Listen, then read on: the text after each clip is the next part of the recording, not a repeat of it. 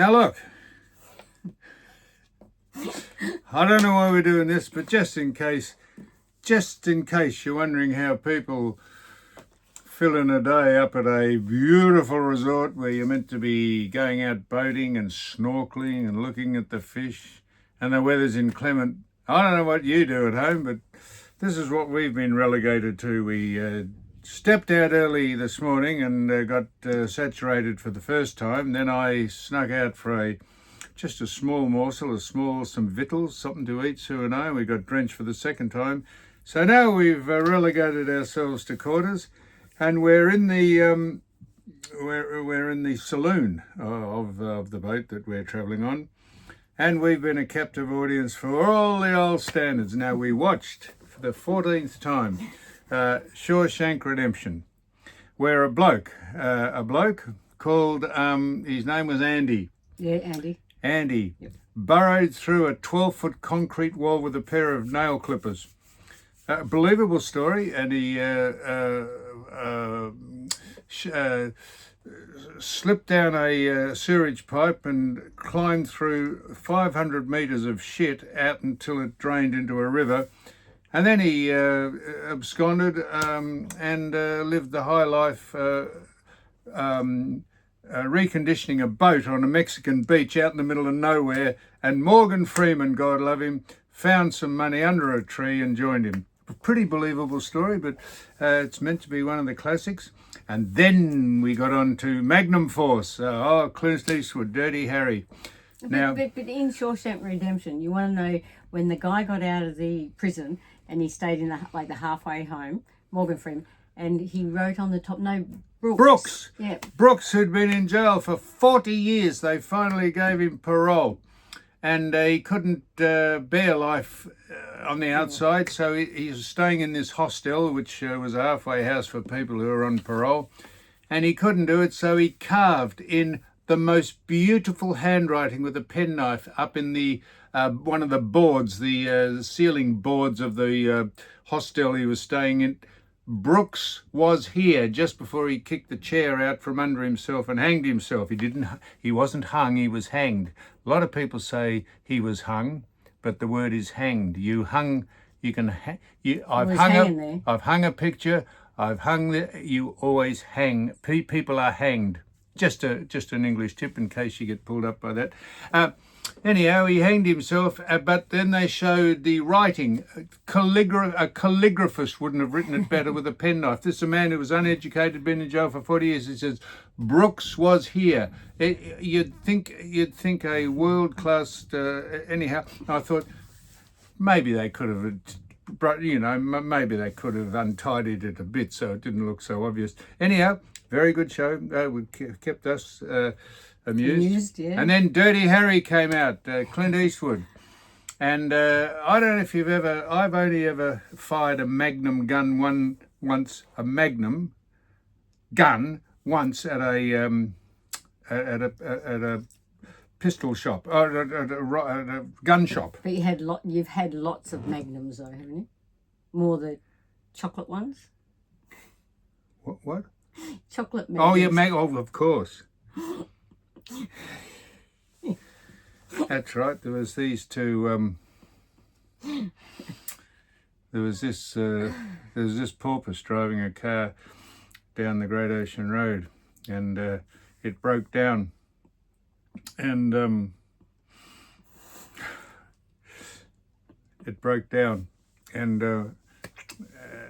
he'd been eating a Magnum. And he had the porpoise had ice cream all over his gym, and the passerby pulled up and said, "Can I help you? What's happened to the car?" He said, "I've blown a seal."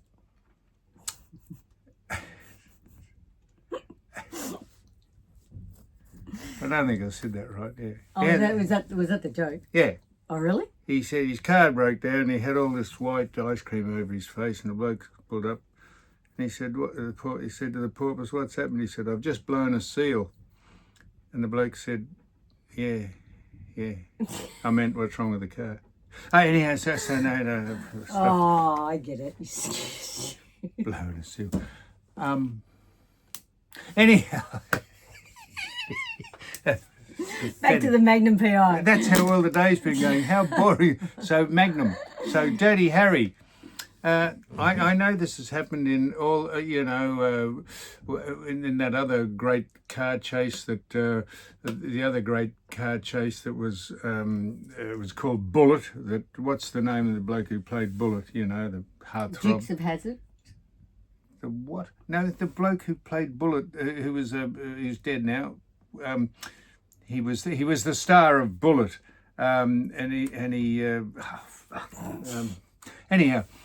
They showed, so in Magnum Force there was a car chase, and I said, I bet they're going to turn left here. And Suzanne said, how do you know that? I said, well, have a look at the skid marks. They've been practicing that, I reckon, for 2 days. You can see exactly the track they go. Why do they do that? The continuity of a film is so that it doesn't have the people watching it say, I know what's going to happen because I can see the skid marks on the road. Anyhow, I just said, I don't know if you've ever fired a Magnum gun. I've fired it once. It nearly blew my shoulder off, but not Dirty Harry. He just fires bong, bong, bong. Quite believable, but we watched the whole thing of it because it's escapism. And here's a tip. We went to buy provisions. Now, I'm sure you know this. Suzanne didn't know this, incidentally. We went to buy provisions, and we reached in to buy something, a perishable, just at the front shelf, and she got it out for me. She got it out and she gave it to me. I said, oh no, always go to the back, because they put the ones that run out of use by date at the front, and the ones up at the back are the fresh ones, and you get an extra couple of days or a couple of weeks sometimes out of the use by dates, because they put them up the back because they want you to use the ones that are closer to being out of date up the front. And I did it 3 or 4 times, and Suzanne, well, you were staggered at that. You didn't know that, did you? I didn't know that. You've been I buying was surprised. 1 or 2 day old, 1 or 2 days of before they've run out of time. You've been buying them, and I said, no, you can get an extra couple of weeks out of them if you go to the back of the. I didn't know that. That's another big thing that's happened to us today. So it's a slow news day. We're going out to dinner tonight with some people who were so looking forward to coming up from Melbourne because it's cold and it's raining, only to come to a beautiful resort here at the Coral Sea Marina where it's cold and raining. So they'll be delighted that they've spent the money and booked out the hotel that they're coming to. So that's about it. I don't know what else we could tell you. In fact, I might look back at this and think, I'll just run by this stuff that we've just taped now, and if this is so bad and so boring, we won't post it. Have a look at what we're watching now. Oh yeah, so this is behind us. This is called Jukebox Saturday Night. These were all the sounds that were around when I was a little closer to the ground. Do you get that? Sounds are around a little closer to the ground. The DJs used to that. Fantastic Black Plastics. You know, when they had plastic records. Fantastic Black Plastics. Sounds are around. So that there, I think, is Rich. What's his name? I've got no idea. We just had Little Richard on from the 50s. This is Jukebox, and Ken Sparks, the late Ken Sparks. He used to host it, and that is, who is that? I know that man. That is called Charles Rich, or. I'm just waiting for you to dance out and to start dancing up and down, and then we might see you on Dancing with the Stars. I was asked to go on Dancing with the Stars, but before I couldn't do it because of my ankle. Twinkle Toes. And there's a man on the electric. It's fantastic. I don't know what other films we're going to watch, but... the night's still young, or the day's still young, anyway. It could be night at the minute. It's so overcast you can't tell when the sun's gone down because the sun hasn't come out. Anyhow, Suzanne, give them something to rescue this, will you? Because we'll probably post this and people say... Well, I know we're setting ourselves up. People say, have a listen to these two. This is absolutely so boring, it's bullshit. But that's what we've been doing. Charlie Rich, I knew it was Charlie Rich. Charlie Rich, breakup, 1959. I remember it well. I was into my teens in 1959. I remember watching all this stuff. I could sing the songs from memory. Charles Rich, I knew it was Charlie Rich. All right, well, we're signing off from an overcast and bleak Coral Shell Marina. What is it? Coral shell. Coral Sea Marina. Coral Sea Marina. Got a new anchor on the boat. Getting a new part. Have had to order a new part from Denmark to make the bow thruster work. Yeah, so isn't that amazing? No place in Australia or the Southern Hemisphere has the bow thruster part. Do you think the company's winding us up, or do you think that's right? Do you think they've actually got one on the shelf, but they said, no, we're a bit busy, so we'll tell them it takes 2 weeks to get it out, and then we'll just take it off the shelf? No, they wouldn't do that because they're very reputable. Well, I've never dealt with them before. I'm sure they are. They're charming people. So remember this, when you go to a supermarket, always go to the back of any perishable item and just see what use by date is on that, as opposed to the one that you were going to pick up at the front. Have you said anything? Do I ever get I've a word asked you in? 6 questions. You've answered not one question I I've asked did. you. I led you into the Shawshank Redemption for Brooks. What was the name of that? Shawshank Redemption. Yeah. Brooks. And the Saturday Night Live. Yeah. Say Irish wristwatch. We've done this one. Say Irish wristwatch. this could be the bow thruster people on the phone now from Denmark. Oh, we fixed Foxtel too.